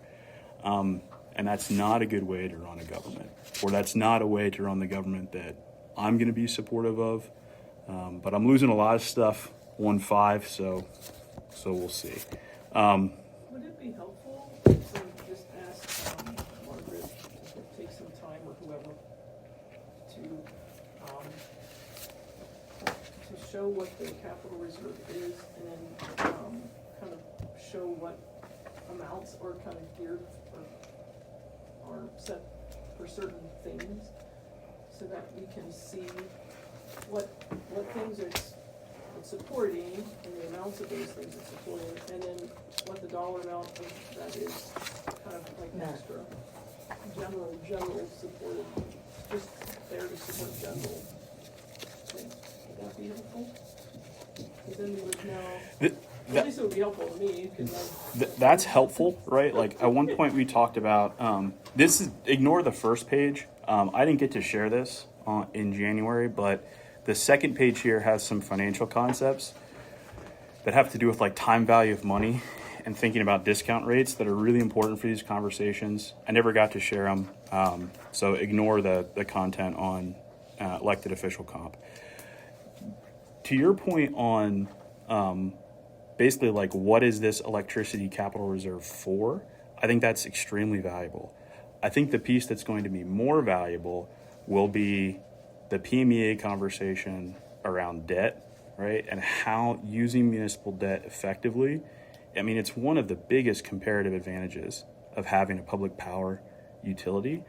And I think we haven't done it because of just cultural apprehension to debt as a 4-letter word. But it costs the constituents money. It really does. if you take on debt, Lance, I know we did like when we built the sewer plant, even this building and things. Is the rate, the interest rate and stuff locked in for the period of time of the? Well, yeah, it would be for the whole loan. It wouldn't be. You'd want to make sure your interest rate is controllable, right? So yeah, you could get. So you're not stuck with some increased interest Yeah, rate. you could structure it however you want, but most municipal debt is simple, and you get a fixed rate, right? Or there'd be some kind of lever in there. Yeah, and it's secured by the ability to actually drive revenue, right? Electricity revenue bond. But like I said, the PMEA will have tons of expertise on that. And yeah, my 2 cents on this continues to be the same thing. I think the electricity capital reserve is too big, right? And I also think the transfers are too big, right? When I look at public power, the APPA, when I look at where like Pennsylvania is, It's normally cheaper, right? We don't use our electricity to pass through savings to the residents. We use it as a tax. And I'm going to continue to be very against that forever, as long as I'm here. So you're saying it's better to, say, have your 3 months of whatever it is in your capital reserve that you know you need for certain things. And then if something catastrophic does happen, it's better to take on debt at that point. And raise rates. But at that, my question here is then, if you're having a bunch of failures, transformers, whatever, and now you've depleted your capital reserve, do you have to get a loan then prior to even being able to order the thing you're trying to replace? it's a really good question. I wouldn't want to delay. Yeah, let's ordering ask process. the PMEA. And Bev, to your point, in that packet that talks about time value of money, what it will tell you is that it is always better to raise rates later than sooner, right? Because you've let the constituent have their money longer, right? Colby jumped me last time we were talking about crosswalks, about efficient use of constituent funds, which is a great pushback politically, right? Well, the best place for constituent funds is in their wallets. It's kind Period. of a shock though to the people if you have no raises, cost increases, and then you hit them with a 5% increase because they're not expecting it. I mean, it's a big jump. But if you give them the 2% or something, 1 or 2% or whatever it is, you kind of even it out a little bit. It's not so shocking to them. I mean, if you have these 5-year increments and you're raising it 5% or 7% or something all at once, I think that's awfully shocking. You didn't know that's coming. And I don't know, me personally, I would rather have a little incremental change. Well, and that's what we've heard in And the you kind of past. expect it because inflation is incremental. Right. So you kind of expect a little, for me, I think it's better for the constituents that way. I think there's a big difference between a 15-month reserve and a 0-month reserve. And there is a happy medium, right, where we draw that down. We get our transfers to be close to 9 to 11% of revenue, and we're running a public power utility. And then to do that, we need a property tax, because I can't fund the government with $600,000 of transfer, right? I don't think we can do it with $1 million of transfer after 2 or 3 years. But those are the trade-offs that, to me, make sense to be thinking about. Margaret, how many years have we been transferring? So I believe we have started, probably 5 years in on the transformers. We started to save towards their replacement.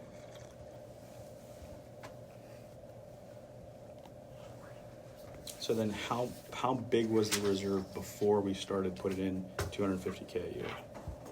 I don't remember. It was 1990s, things I don't remember. Could have been 1990s if you started doing it 5 years ago. So I must have misheard you. Yeah, I said 5 years after the transformers had been installed, we started saving. Okay, towards their gotcha. replacement. And we had asked more on what the cost of replacement value for the transformers were. And he said about 2.5 a piece, and then the install and appurtenances cost. So for this agenda item, what are we looking for? I was just looking for an understanding of what happened. I think what I'm hearing happened is folks knee-jerked, right? They're, for whatever reasons, but in general, I'm hearing, Lance, you're wrong. We want to pre-save, and that's the way it is. I think that's what I'm hearing. So moved. Me personally, There it is. Dave agrees. I wouldn't mind, if you're saying if the capital reserve is too large, I wouldn't mind just having something that shows us here's the different things that we're saving for in this capital reserve, so much money is geared for this thing, so much money is geared for this thing, and I'm okay with Well- piles of money in there because you can have a catastrophic failure any day of the week. good. And you're not gonna be like, oh, well, let's go get a load now and take. Well, but that's not what Lance is saying. He's not saying save for this and save for this and save for this. He's saying don't save and go take on a loan when you have a catastrophic failure. Well, you have 3 months worth of reserve to draw on, What if you don't get a loan? but depending on what it is we're saving for, if these are long lead items and. I think I'm substantially less anxious about this. Maybe because I'm not in Margaret's seat. I think that's a luxury, right? But I'm skeptical that other public power communities, right, run their utilities with municipal debt, and they find a way to find bridging capital to get the things they need, and then issue municipal bonds, right? And all those other communities are able to do it, but if Mifflinburg tries to do it, it will not work somehow. I'm skeptical of that. But I am speaking from a point of privilege. When things go wrong, it would not be my problem, right? It is the staff's problem. And it's nice to be able to cut a check, you know? So I think that on the debt piece in particular, I think it will be helpful to hear what the other members of the trade association, how they approach it, right? Why it's on the website, why it's listed as 25% savings, and go from there.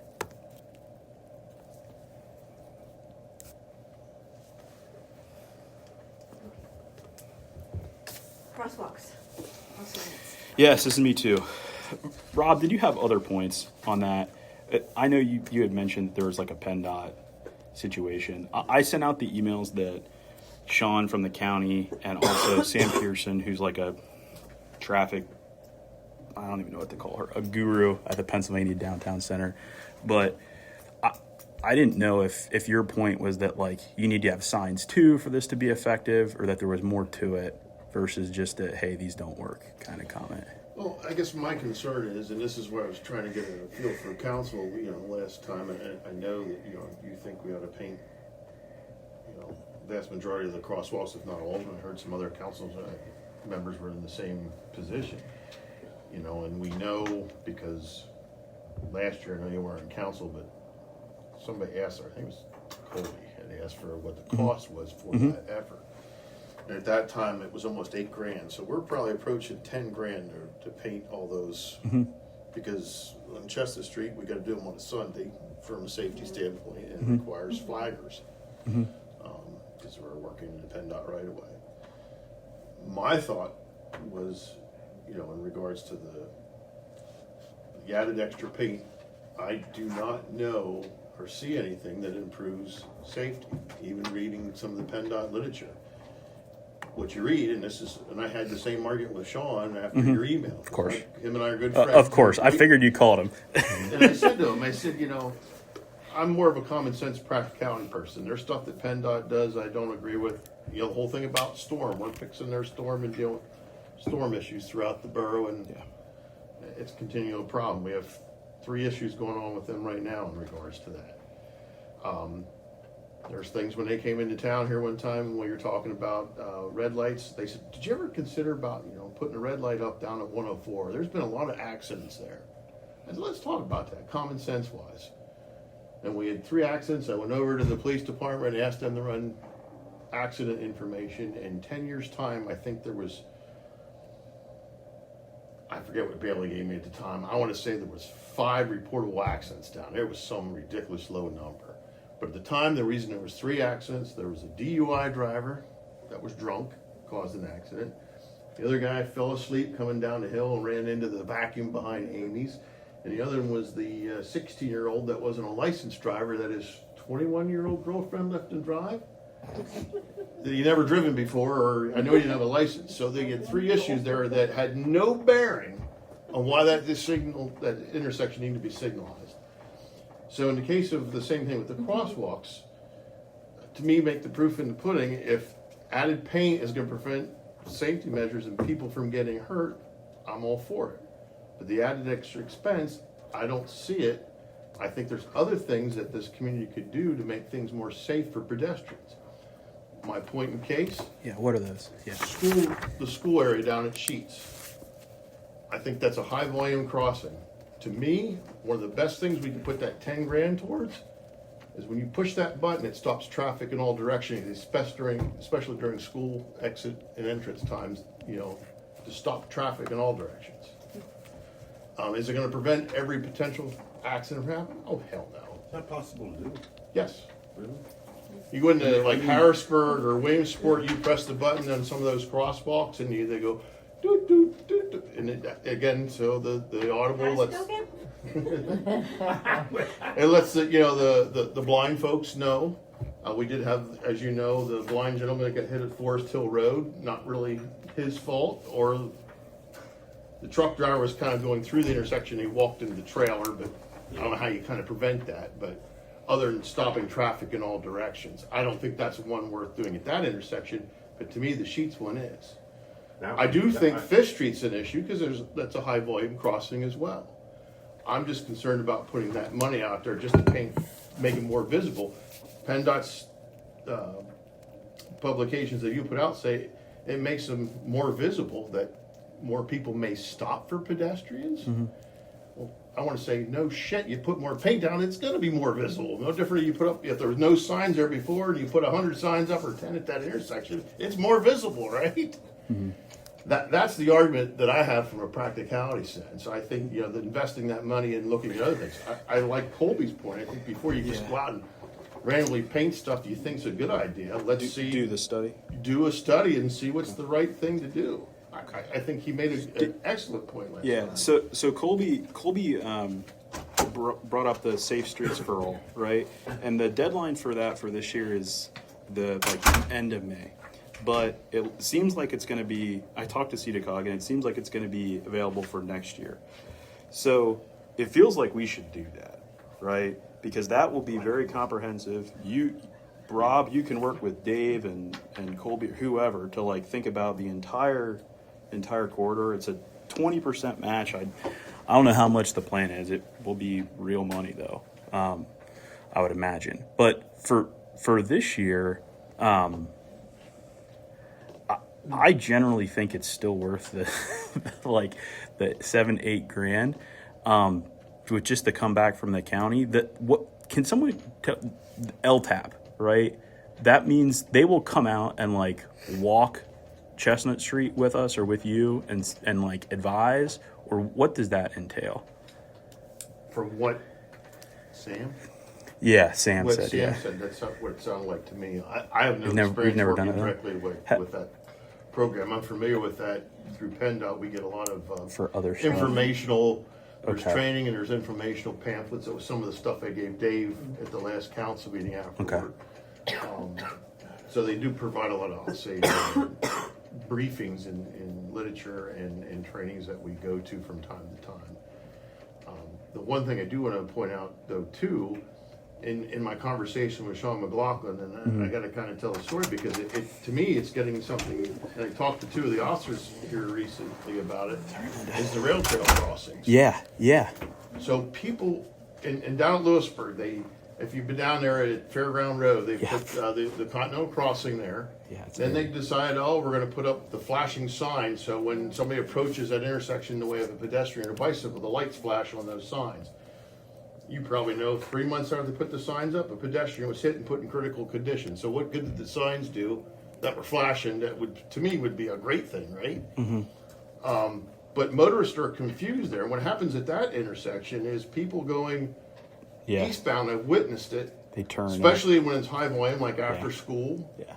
They're turning left to go out Fairground Road, and then they get there and there's a bicyclist or a pedestrian standing there, lights are flashing, so they stop. So what happens? 3 more cars stop behind them because it's a busy time. Then the next 2 cars get stuck in the middle of the intersection. To me, that just created a whole cluster in that issue down there.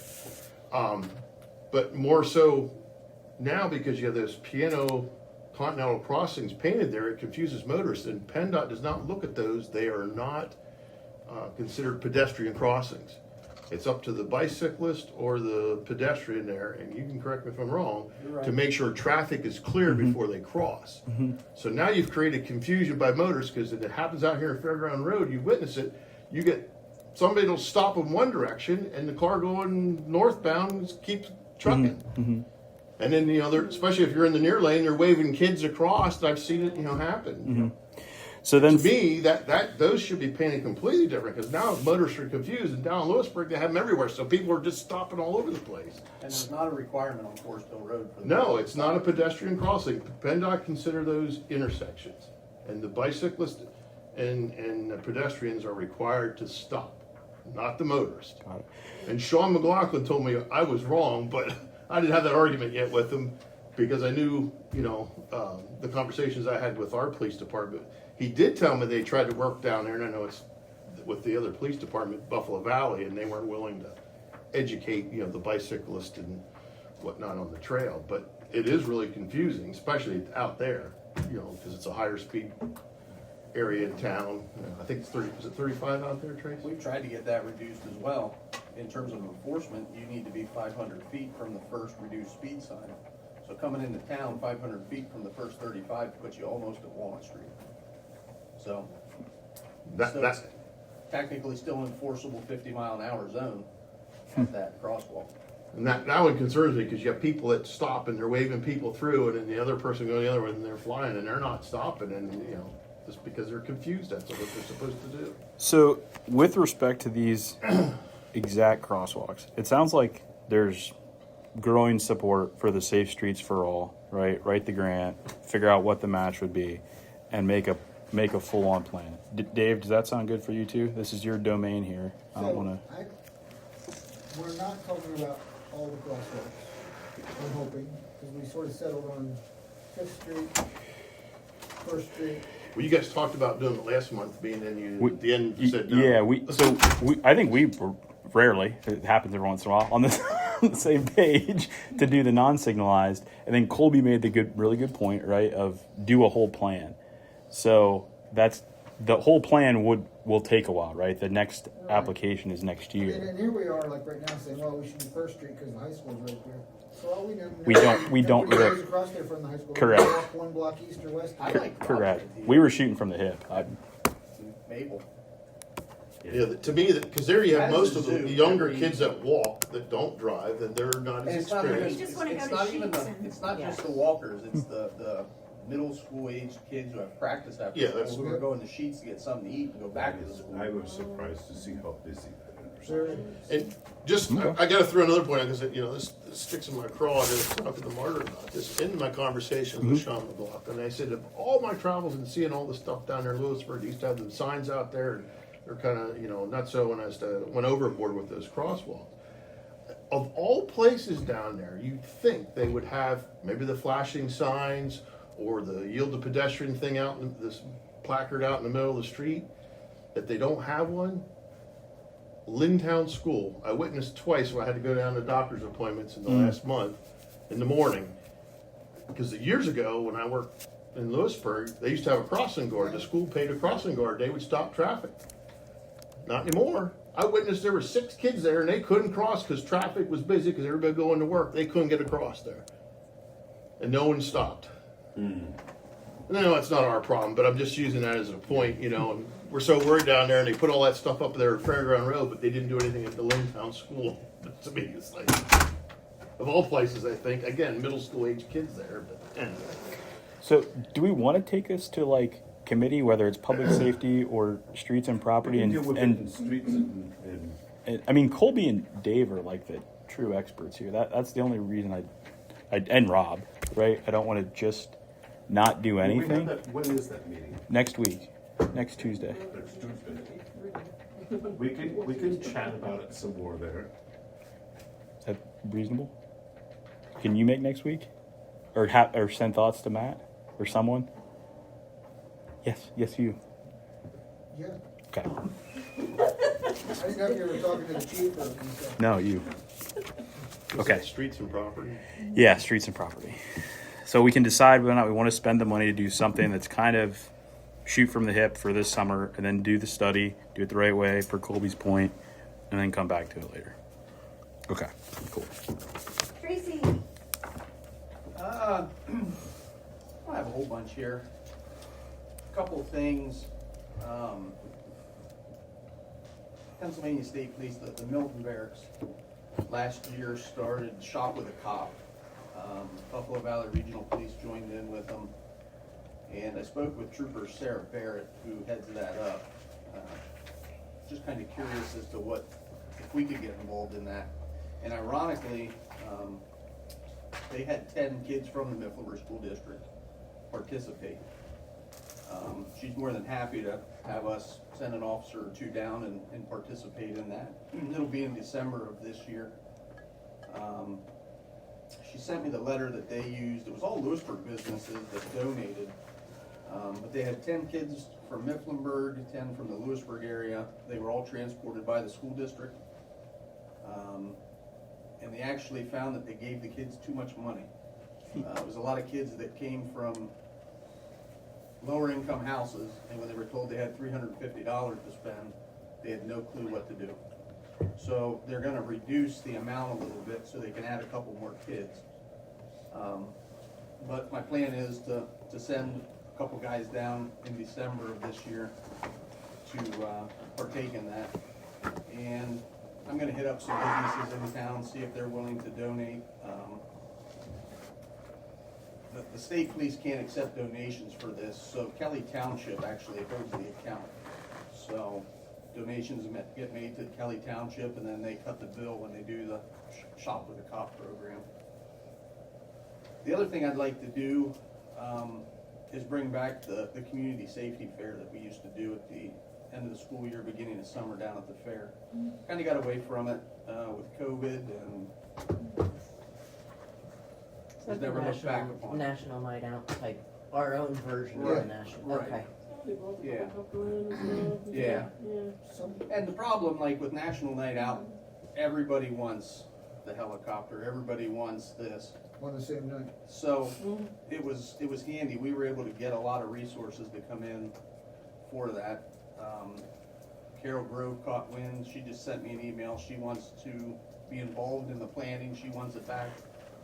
So obviously it's May. We don't have time to get all the contacts done for this year, but next year I'm planning to pick a date at the end of the school year and reserve the park and bring that back. What exactly is Shop with a Cop? Exactly what it sounds like. It's right around Christmas. Less than fortunate kids get paired with a police officer. They use Walmart, Oh, they go to Walmart? and they get a budget and they go shopping in the toy section. Oh, okay.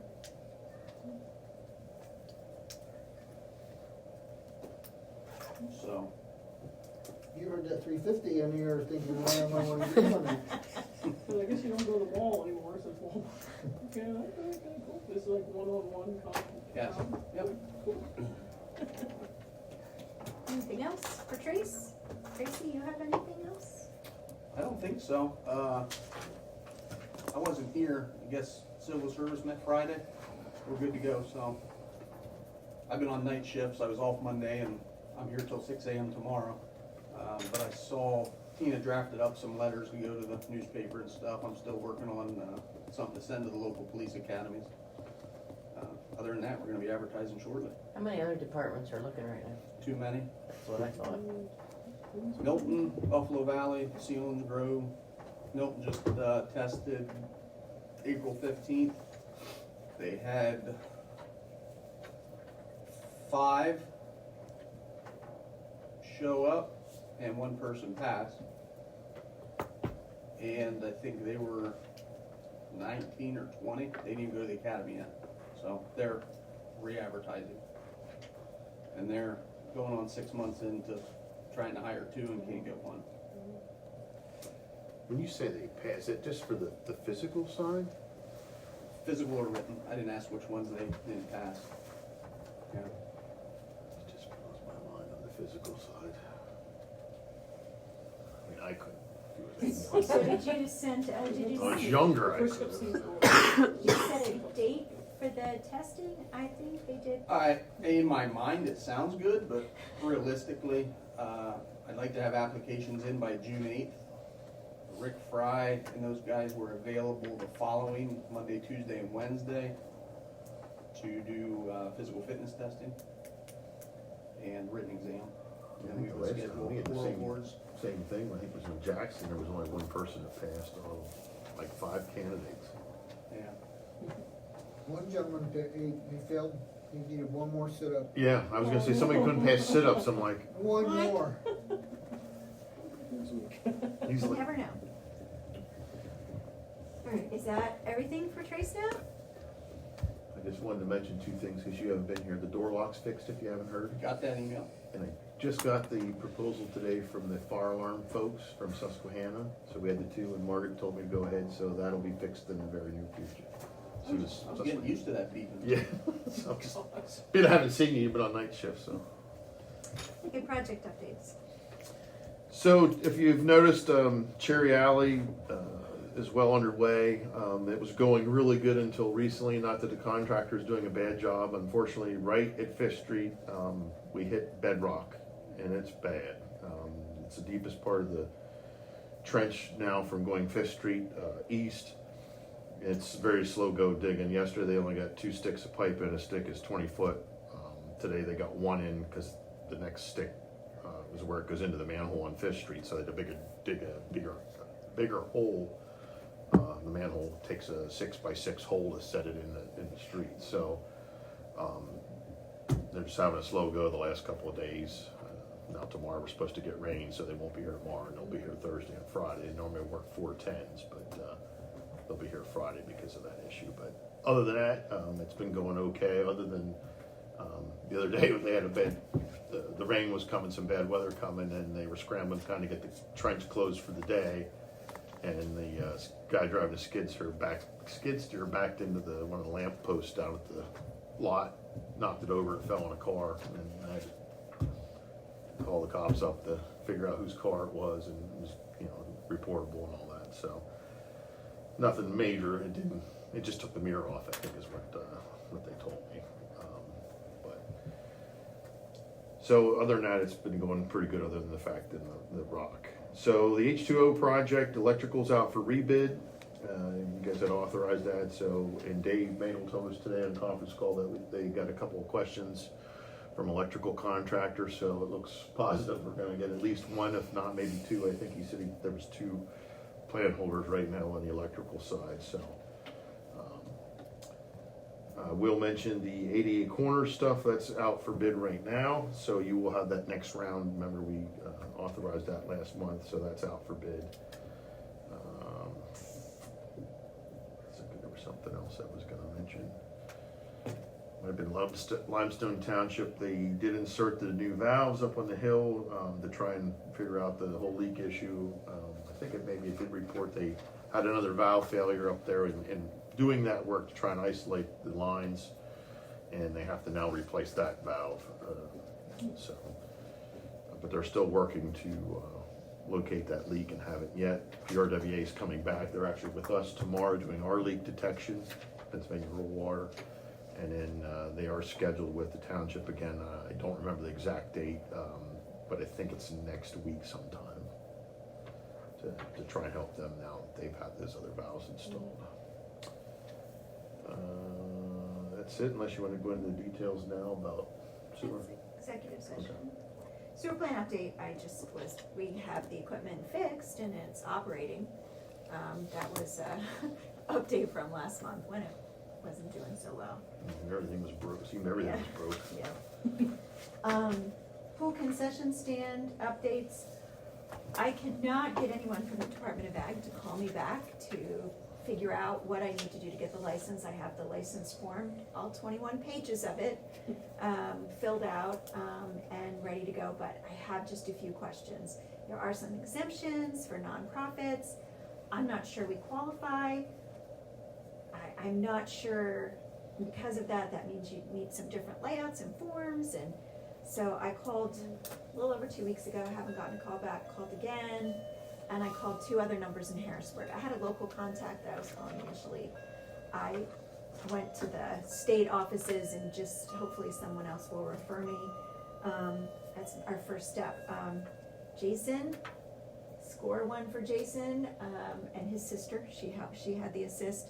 We got a freezer for $50, for use at the concession stand. And we have everything ready to go for the inspection. We just I need to fill out the application so that part's ready first. So, work in process still. Did Jason, like, try out the equipment, make sure it works, like the hot dog roller thing, and is that stuff working? Oh, Wiener Wednesday's gonna start June 3rd. Wiener Wednesdays. So all the other stuff is, Colby will do we be still loving need that. that cash register thing? Yeah, Yep. I still need to work on that. I also need to schedule the concerts at the park. It will never happen if we don't have the department active. Yeah. I did send an email that shows what the mural is supposed to look like, so I When did you send that? literally right when I got here. Yeah, so Is that That's what there. you sent us earlier? You said, That's cool. yeah, and then on Saturday is the community work day. So I know the other thing I forgot to mention real quick. We did get the grant submitted to DCNR on whatever the 30th last Wednesday. So that went in for the amount that you guys had approved. Karen and I, had a little scramble at the end because she had an issue with some documents, but did get submitted. So, and then this month we have the DCD one. That'll be on your agenda for the resolution to approve that at your May meeting. Spring drop-off went okay. I think we had, the guess was, it's hard to keep track of the roll-offs once they're coming and going, but the guess was about 14 roll-offs. Jason will get us a more detailed report, but overall it went well, and it was good to have the extra set of hands. The fellow that needed some community service, so it all seemed to work out okay. I was first. I would request an executive session for some personnel items and potential litigation.